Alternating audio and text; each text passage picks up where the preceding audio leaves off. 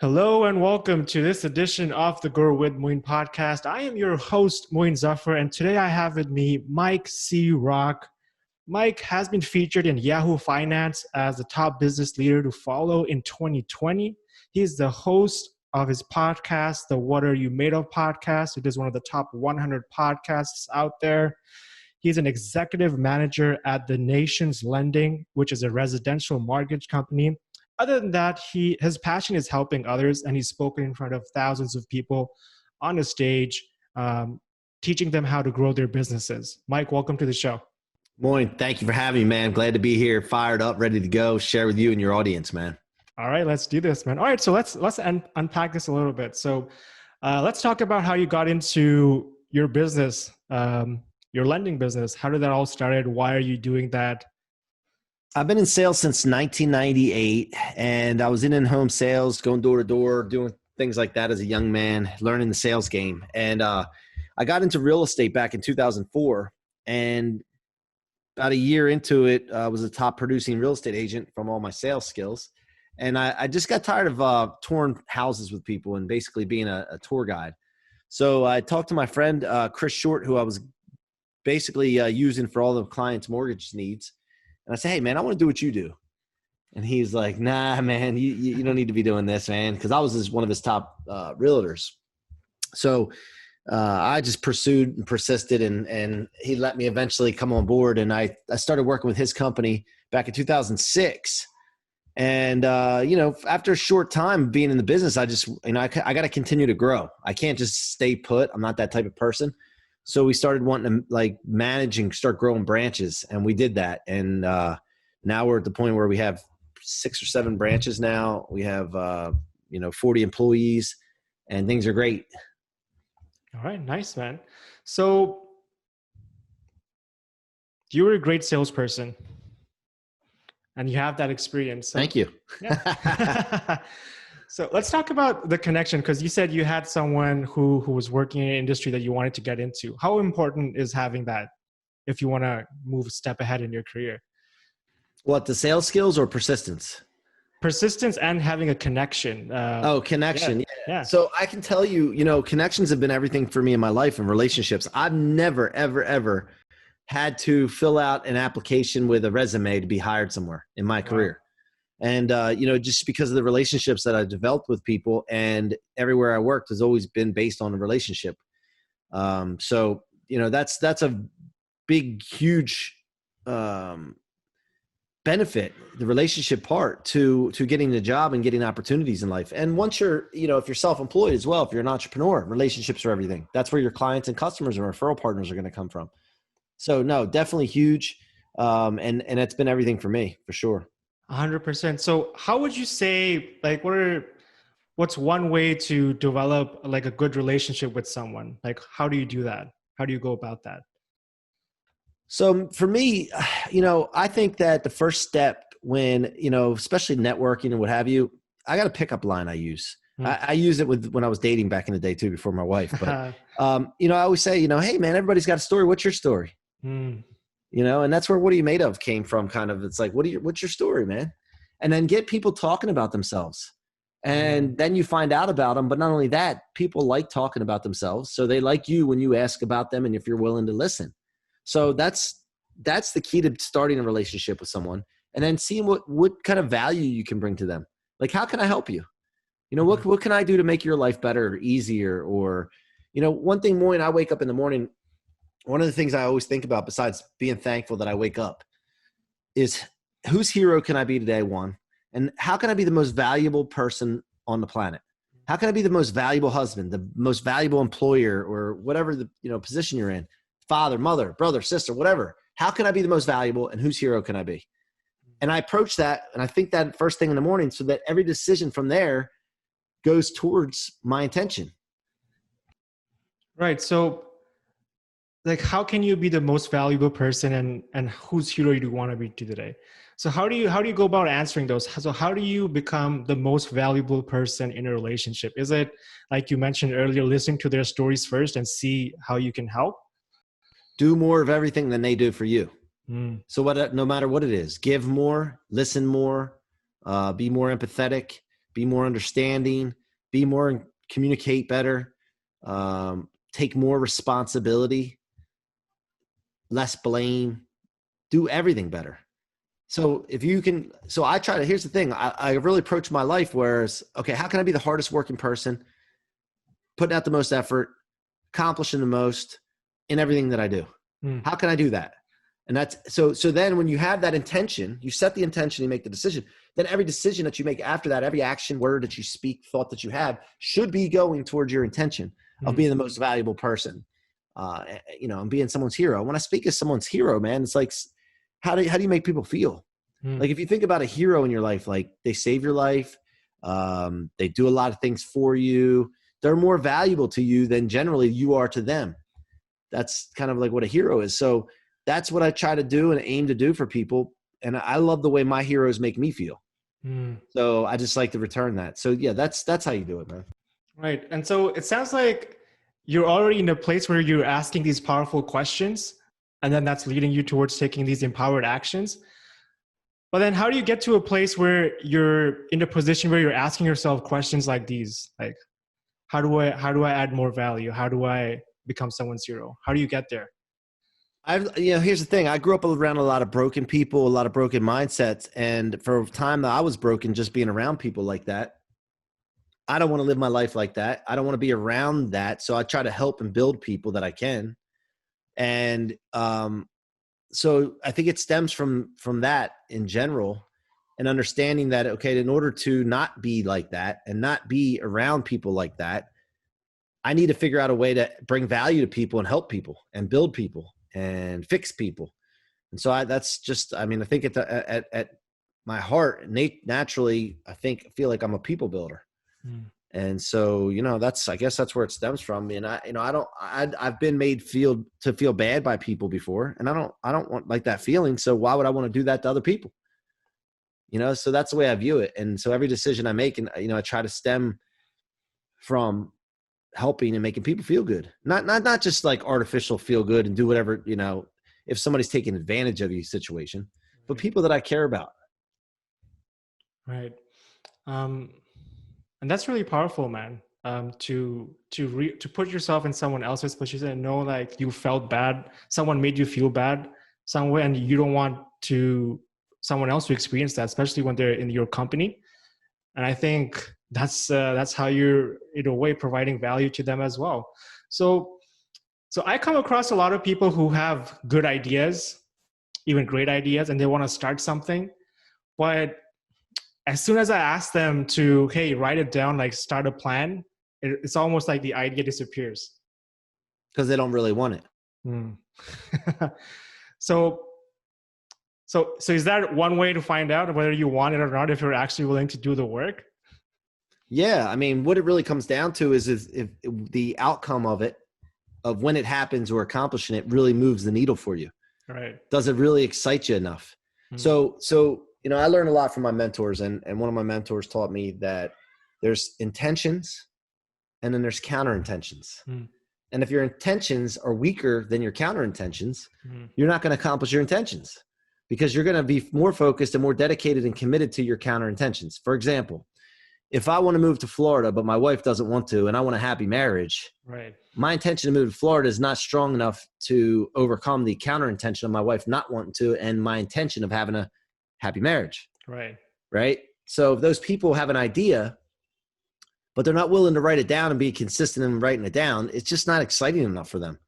Think about something, man. If you had an opportunity to accomplish anything that you wanted to, if you found a genie lamp and you were able to rub a genie in the desert, and the genie pops out and says, hey, you can have any wish you want, anything, but you got to do this, but you can have anything you want. The thing that you guess generally is something that you're going to go through a lot for. And that's how it's got to be. And that's how you got to approach your goals. And that's how you got to approach your targets to your goals, is with an all out relentlessness to accomplish it, because the end game is going to be so awesome that you're willing to put it all to the side for. That's why. There's no other reason. Yeah. And I think this sort of ties into the narrative that we have in the last couple of years, where the generation now, they they're used to getting things instantly. And so I think someone has an idea and they're like, oh, boom, this is going to be it, right? In a year, 6 months, and I'm done. But they don't realize that there's a process and there's a timeline. So it takes longer. And maybe probably that's why it deters them. And so I want to ask the question, so how do you think, how important it is to ask for support, especially when you're taking on something new? Because it is also part of the older narrative and started trickling down in the next generation as well, is that you got to do everything on your own and you'll be okay doing it on your own. I don't know of anything that's been really accomplished on your own. Like even individual sports players, like golfers, they have a team, they have a coach, they have a mental coach, sports psychologist, a trainer. Nobody does anything on their own. That's very great. So, in business, same thing. Like I can't, you can only get so far. You hit a ceiling when you're by yourself. You have to have somebody that can pick up the slack, take care of your weaknesses, keep you organized. Whatever your weaknesses are, you need somebody there, and you need a team to be able to build and scale and grow something great. So in business, sports, families aren't done by one person, right? Yeah. Relationships have to have two people. I don't really know anything great that comes from one person. Powerful. So it's important to ask for support, and that's how you become more efficient, or maybe even get faster to where you want to be. All right. So 100%. let's talk about your company that you run now. I hope I'm saying it correctly. It's the Nation's Lending Company. It's a residential mortgage company. So what do you do there, and how do you sort of deploy all your values that you have into the company? And how do you make sure that those values are being represented in there as well? So we have a 4-pillar structure to building a culture, and culture is everything to us. Culture is our foundation. So when we first started this group, we basically started with the culture, and we laid the groundwork for the culture and what's expected in our culture. So first of all, the number 1 pillar is to basically have a big vision and make sure you share that with the people that are on your team and make sure they understand it. And then also make sure you know what their goals are, make sure it aligns with their goals. So that's number 1. Number 2 is gratitude. We practice gratitude a lot. We look at all the stuff that surrounds us and make sure that we understand how grateful we are for those things, so that what happens is when you do that, and for each other, when you do that, everything that you have to complain about is gone. So that's the second thing. Number 3 is unlimited income potential. Every person in our team has the opportunity to bring revenue into the company and get rewarded for bringing that revenue into the company, even if they're not salespeople. What that's done is provide a revenue stream that we didn't have in the past as a company that helps pay for the salaries of those individuals, which allows us to have more service, better service, and it also changes the financial situation of those people and their families because they have unlimited income potential. And number 4, we have a situation where we have an accountability that runs throughout the team, not just from the leadership down. It's everybody holds each other accountable. And, it basically that way the leader doesn't have to be there all the time for things to be upheld. And so those 4 things is really what we drive off of and focus on and amongst our team. And in doing that, then we have those 4 values that we look at and we make sure we refer back to them consistently. And then if there's any questions, if anybody gets off the rails, we just look back and make sure that everybody's on that path. What was one of your biggest challenges in sort of deploying these tactics with the 4 pillars? What was the biggest challenge? A leader has to be willing for everybody to leave him and start over again. That's the biggest challenge leaders have because they're worried about what people think of them. When you're in a leadership position, it can be very lonely. When you have to basically hold people accountable, it's not a comfortable situation. It can get awkward. It's just so the biggest challenge at first was doing that and then making it clear to everyone that, hey, listen, I'm good on doing this my own and starting fresh and adding good quality people that are willing and have the great attitude. I'll do that before I will put up with anybody going against our culture. And so I think the accountability factor is probably usually the hardest thing for a lot of people, not only myself. But once you do it enough, and you understand that, holding people accountable and being a leader changes their life and is better for them. It's not just about the team and growing a company and making money. It's about making people better and building people. Once you realize that, it's a lot easier. So It kind of sounds like there's a level of personal development that sort of ties into your professional development as well. So you got to work on certain aspects of yourself. And so I want to go back a little bit, like let's say 10 or 15 years ago, you're probably a different person, not completely, but some aspects were different that you've improved on. So what were some of those triggers that made you want to improve those personal aspects of yourself, and how did they tie into your business? Well, what happened, I was at a different mortgage company with a group on a different platform, and that company crumbled. And when that crumbled, I didn't have the confidence at that time to really put my foot down and keep the company culture together, because I didn't have confidence that I had the knowledge and the wherewithal to start over. And so I didn't like that feeling. Again, it's a situation where you find a feeling that you like or you don't like, and you want more of it or less of whatever it is. I said to myself that I'm not letting this happen again. So Moyne, there's street smarts and there's book smarts, right? Mm-hmm. So I had street smarts. Now I did have a 4.0. If there's something that you really want to do and you don't have a conversation about it with someone who's actually done it, it's going to be a very difficult path. And that's something that I've learned through my experiences, of writing a best-selling book, of starting and failing at a business, of starting this podcast and learning how to interview and be interviewed on other podcasts. And so I want to tell you that I had help. I had a lot of help to get to where I am today. And I want to offer that back to you. Everything that I've learned through my experiences, hundreds of hours of personal development, and having something in mind and actually going out and doing it, I want to offer that back to you. So if there's something that you really want to do and you think I can help you out with that, reach out to me and book this 30-minute call. It's absolutely free. There's no commitment, and I'm not going to sell you anything here. All I'm doing is seeing if there's any way I can add as much value to your life as I can. So if you're interested in that, click that link and let's start talking about your dreams. I dropped out of college with a 4.0, so I had some book smarts, but not like I didn't continuously read and learn and get a coach and mentor. So I relied on my street smarts. Street smarts is your action. That's your hustle. You just go and you have some common sense in there, and it takes you. I think that's where you always have to start, because if you just have book smarts, when you have book smarts, you don't have the action factor. So, but when the problem is that when you have street smarts for a period of time, eventually you run out of things like knowledge, and then you hit a ceiling. And that's where I was. I hit a ceiling about 3 years ago. I hit a ceiling, and I'm like, man, I can't bust through. What is going on here?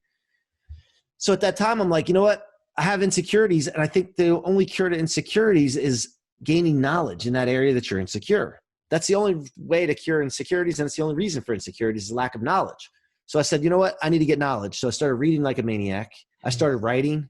I started journaling. I started getting coaches and mentors, and that changed everything, because now I have the action already. I have the common sense street smarts. Now I'm adding knowledge to it, and now you become unstoppable.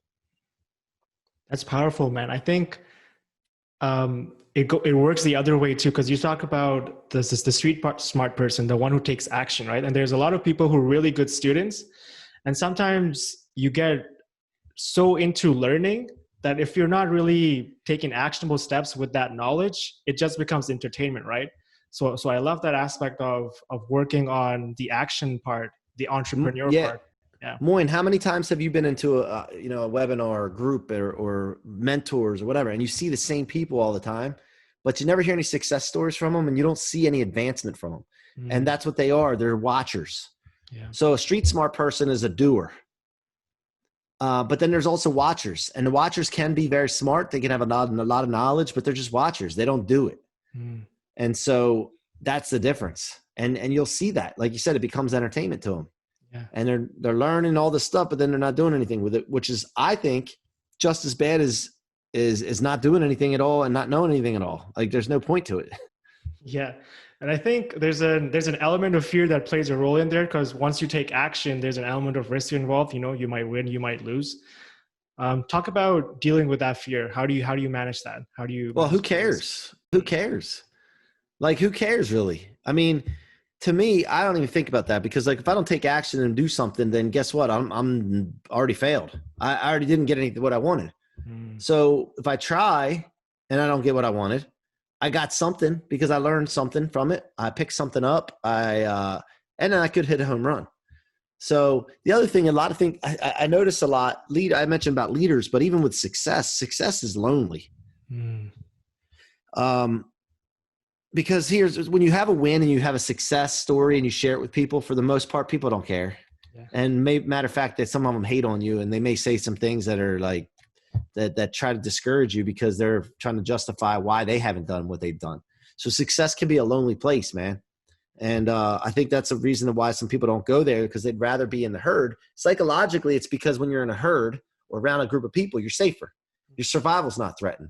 But when you come out of the pack and you're solo or it's even a smaller group, your survival is more threatened, even though success leads to abundance, which is counteractive to non-survival. So that's why, though. I feel that, though, sometimes. Like when I have some successes and wins, I try to celebrate and tell people, but then they're not a part of that as the group or the team. And I find out, man, that doesn't work. So instead of me not going after success, this is a little tip to your audience. Instead of not going after something or taking action, and because if you're worried about being on your own and being lonely, bring people with you. When I write my goals down, and I also put on there, bring my homies with me. Now I want my homies, my friends and all that. They gotta be doing their part, man. I mean, they gotta be picking up the thing too, because then they fall out of being a homie, right? I'm not gonna just bring slackers along with me, but at the end of the day, I want to bring people with me where I go, because it's lonely without them. Yeah. Like I've gone on trips before, I've had wins before, and when I'm by myself, it sucks. Yeah, and I think it's an important point that you touched upon here, is the quality of the relationships that you have when you're getting success. And I read this post recently by Dr. Mark Hyman, and he was talking about how you can still be lonely even when you're surrounded by people, especially if they don't care about you, right? So the quality of relationship is absolutely important, and that's powerful. Yeah, no, I remember as a kid, I mean, I grew up in a broken home, and I was the only one with the same parents, like together, and all the other kids, seven brothers and sisters, all had different parents. We shared one parent, but I always felt alone, even though I was around a lot of people. I felt alone a lot of times. And that stems from something there, like whether it was the quality of the relationship, the lack of connection. I don't know what it was, but I felt that a lot when I was growing up. Speaking of children and all that and growing up, you wrote a children's book, didn't you? Yeah, I did. Yeah, that's awesome, man. Thanks, I love it. Man. It's about my experience of becoming a father. So I was still in undergraduate degree, and I found out I was going to be a father. It's unplanned. And I know I wasn't the only one who goes through that. So my intention was to write this book for someone else who's going through the exact same thing. Awesome. And, wrote about the experience. Well, Moin, hold on a second. I got to call you out on something. Unplanned means that there was no, but planned means that there was something and something happened, right? So I don't know about unplanned, because you did something that had made that happen, right? I mean, that's true. I know what you mean. Yeah, man. So I just thought it would be very powerful for people to read it. Wrote down some lessons, watching my daughter grow up, very powerful. I'll share one quick one here with you. It's about persistency, because it ties into your message as well. And it's about when she was learning how to walk, right? And a lot of every kid learns how to walk. And I noticed that she would try it day after day, and she would fall down, she would get up, she would cry, she would get frustrated, but she kept getting back up. And I realized at a certain point, I was like, I never taught her to get back up. She was born with that spirit. And so I'm born with that too. And so does everybody else. And so why do we give up so easily now when we're pursuing certain projects? Love it. I love it. It's so true. I think because we're conditioned, but one of my main dominating rules, the rocket fuel rule, basically talks about to turn all setbacks, letdowns, negativity, difficulties into rocket fuel for your future. Because when we have a goal or target, the only thing that stops us from our goal or target, right, is the letdowns. It's the negativity. It's not the encouraging people and not the wins. It's the fears and the difficulty, all that stuff. So if you can stop storing all that negative stuff in your trunk and letting it weigh you down, but put it in your fuel tank and turn it into rocket fuel and head to orbit, you're unstoppable. And that's the important part of it. Like that's what we really need to be focused on. And that's what you're talking about right there. Yeah, perfect. So let's talk about your podcast, man. Why did you want to start a podcast? To get known, get out of obscurity, share my story, get other people on to share their stories and help them get known. And it's been a fantastic journey over the last year.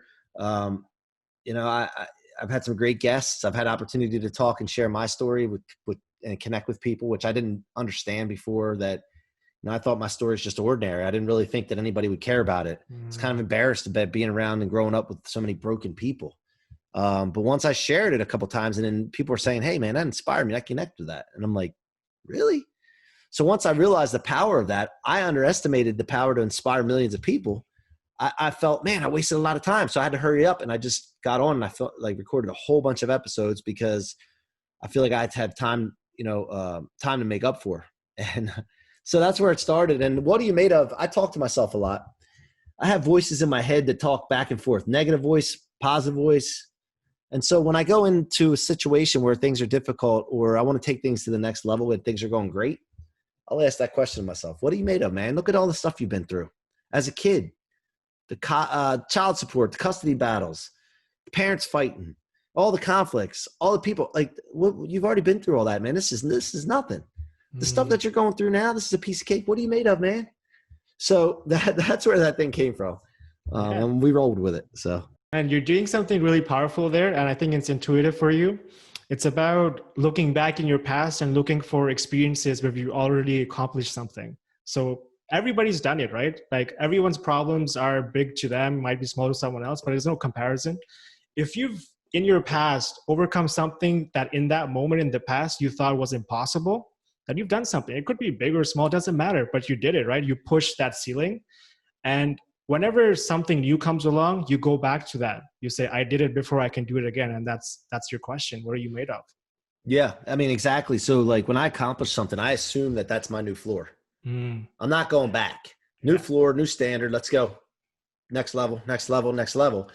And that's the way we approach things. Like we don't sit back and wait and get complacent. By the way, I have a kryptonite. Like kryptonite to me, man, my complacency, comfortability, if that's a word, being comfortable. I get really antsy about that. When I start to see things like that, man, I start to get really, it's like alarm bells go off. So I think that no matter what success I ever have in my life, until I die and get put in the ground or wherever the heck they put me, I'm going after it. I'm going to see how far I can take this thing and bring others with me. Yeah. So yeah, man, I feel you. That ties into your message about having big goals too, right? And I was watching your Instagram. There's a video where you talked about that, and you talked about if you're comfortable at a certain level, then gravity is going to take over. Yeah. So when I talk about rocket fuel is purposely put in there instead of just fuel, because rocket fuel is the only thing that gets you to orbit. I don't know any other fuel to get you to orbit. I'm not a rocket scientist, but I know that regular car fuel, petro, whatever you want to call it, it's not going to get you to orbit. And orbit is where you get away from all of everybody else's problems, the gravity that pulls you down, all that stuff. You get up into orbit. You're controlling your problems that you deal with. Now, Moin, we all have to have problems because we need purpose to live. If we don't have a purpose, we die. So we want problems, but we want to be the ones to pick the problems to choose and to solve. And that's what orbit allows us to do. Orbit could be $1 billion. Orbit could be a awesome family, awesome relationships, awesome job, and your things are just rolling and you're getting to choose your problems. It could be a number of things. At the end of the day, it's not dealing with conflicts and interests of other people all the time that are just throwing things at you. And that's the message. And by the way, being proactive with understanding about setbacks and letdowns and negativity ahead of time, knowing, okay, I'm going to have a setback sometime. I'm going to have some negative people around me. When that happens, acknowledge it and accept it and be aware of it right away. The faster you do that, the faster you can convert it to fuel, and then you'll blow past other people that are getting set back by all this stuff.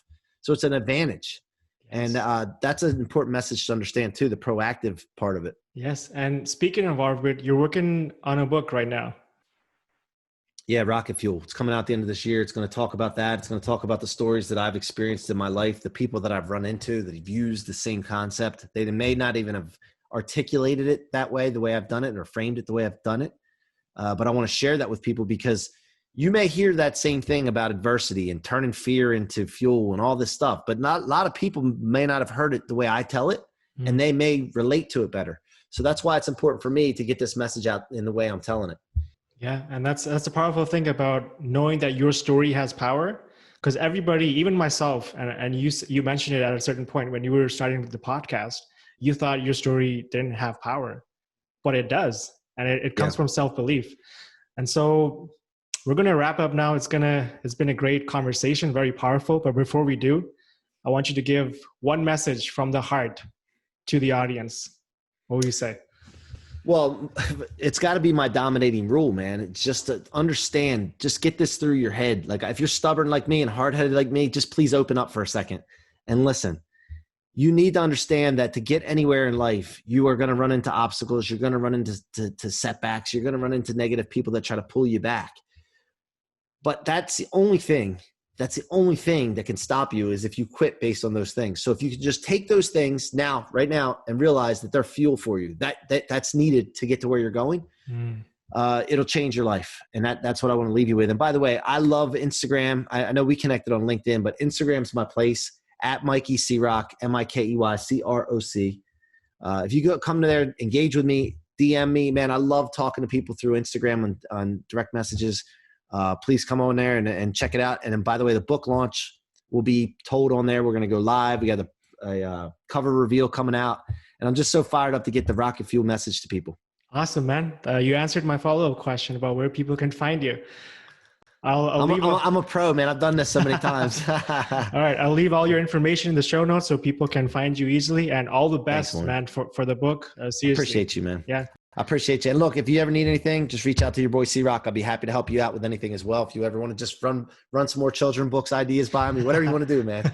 Appreciate you, brother. For sure, man. Love it. Thank you so much for coming on, man. Thank you for having me. All right. Take care, bro.